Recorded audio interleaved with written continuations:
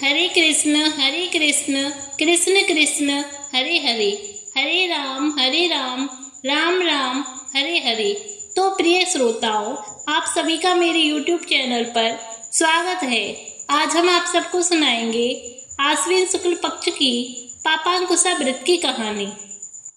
अर्जुन कहने लगे कि हे जगदीश्वर, मैंने आश्विन कृष्ण पक्ष की एकादशी इंदिरा एकादशी का सविस्तार वर्णन सुना। अब आप कृपा करके मुझे आश्विन शुक्ल पक्ष की एकादशी के विषय में भी बतलाइए। इस एकादशी का क्या नाम है तथा इसके व्रत का क्या विधान है? इसका व्रत करने से किस फल की प्राप्ति होती है? कृपा यह सब विधान पूर्वक कहिए। भगवान श्री कृष्ण ने कहा, हे कुंती नंदन, आश्विन माह के शुक्ल पक्ष की एकादशी का नाम पापांकुशा एकादशी है।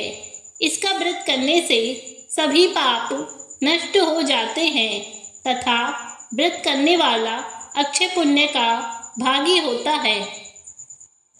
आश्विन शुक्ल एकादशी के दिन इच्छित फल की प्राप्ति के लिए भगवान विष्णु का पूजन करना चाहिए। इस पूजन के द्वारा मनुष्य को स्वर्गलोक की प्राप्ति होती है।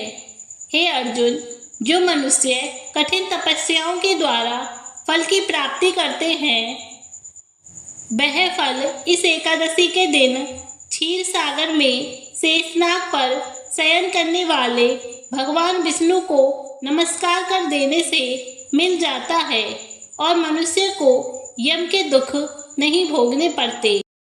मनुष्य को पापों से बचने का दृढ़ संकल्प करना चाहिए। भगवान विष्णु का ध्यान स्मरण किसी भी रूप में सुखदायक और पापनाशक है, परंतु पापांकुशा एकादशी के दिन प्रभु का स्मरण कीर्तन सभी कलेशों व पापों का शमन कर देता है।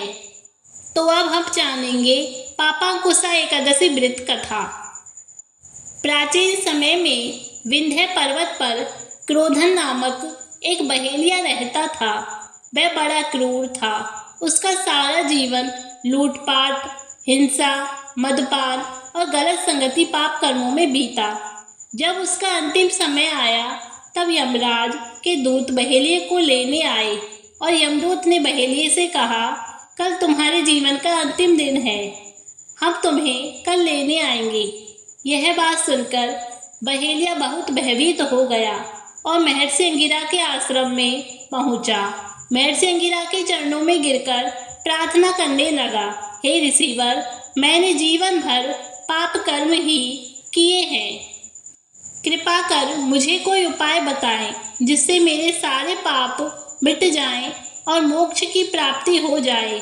उसके निवेदन पर महर्षि अंगिरा ने उसे आश्विन शुक्ल पक्ष की पापांकुशा एकादशी का विधि पूर्वक व्रत करने को कहा। महर्षि अंगिरा के कहे अनुसार उस बहेलिये ने यह व्रत किया और किए गए सारे पापों से छुटकारा पा लिया और इस व्रत पूजन के बल से भगवान की कृपा से वह विष्णु लोक को गया।